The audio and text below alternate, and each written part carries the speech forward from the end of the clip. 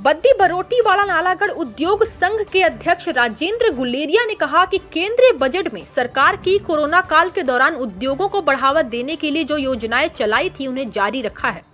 जैसे बैंकों के माध्यम से इमरजेंसी क्रेडिट लाइन योजना को 2023 तक कर दिया है। पीएलआई योजना के दायरा व उसके बजट का बढ़ावा दिया है।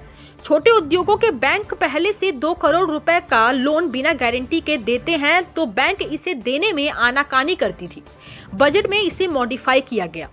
उद्योगों में तैयार होने वाला उत्पाद सुरक्षित व सस्ता एक स्थान से दूसरे स्थान तक पहुंचे, इसके लिए लॉजिस्टिक इंफ्रास्ट्रक्चर को बड़े स्तर पर बढ़ाने की घोषणा की है।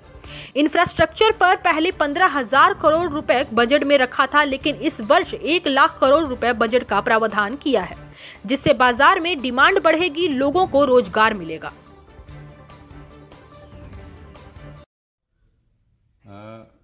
मुझे लगता है कि इस बजट में सरकार ने जो इंडस्ट्री के लिए पहले की जो स्कीम्स शुरू की थी कोरोना काल के दौरान, उनको आगे कंटिन्यू रखा है, क्योंकि इंडस्ट्री का एक अच्छा ग्रोथ इस टाइम पे मिला है। तो सरकार को लगा कि ये स्कीम जो हैं ये इफ़ेक्टिव हैं और उन स्कीम्स की अवधि को आगे बढ़ाया गया है। और दूसरा, जो सरकार ने ओवरऑल इंफ्रास्ट्रक्चर पे बहुत ज़्यादा खर्चा करने की बात कही है, उससे भी जो इंडस्ट्री है उसको फ़ायदा होगा, क्योंकि जो भी सामान लगेगा इंफ्रास्ट्रक्चर को डेवलप करने में वो जनरली इंडस्ट्री में बनता है, चाहे स्टील है, चाहे सीमेंट है, या और भी बहुत सारी चीज़ें जो इंफ्रास्ट्रक्चर में लगती हैं वो इंडस्ट्री में तैयार होती हैं। एक और चीज़ जो इंडस्ट्री के लिए सरकार ने की है कि जो सरकार का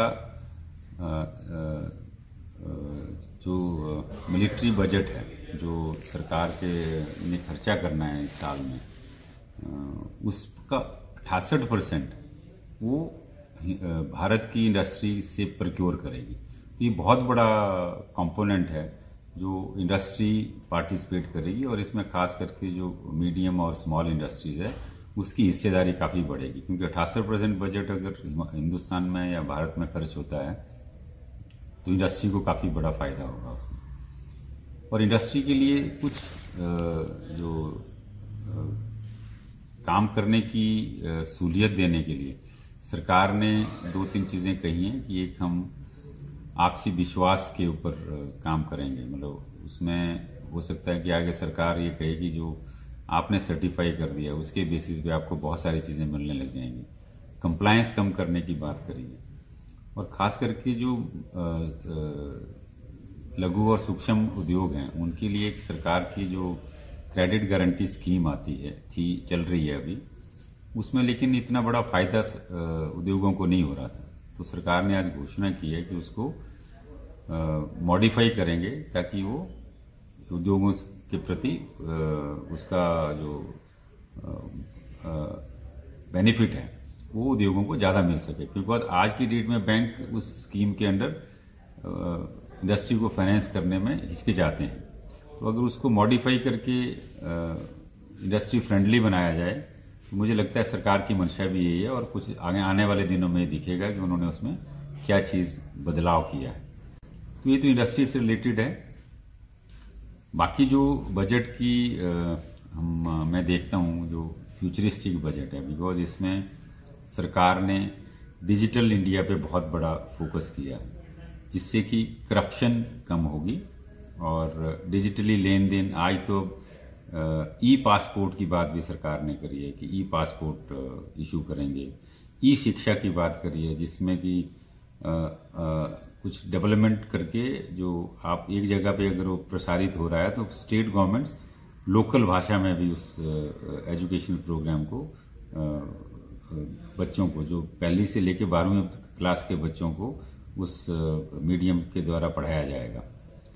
क्योंकि ऑनलाइन सरकार ने रिकॉग्नाइज किया कि ऑनलाइन शिक्षा के हिसाब से बच्चों का जो एक्सपोजर है वो कम हो रहा है, तो इसलिए जो चैनल शुरू करेंगे उसमें काफ़ी फ़ायदा हो सकता है बच्चों का।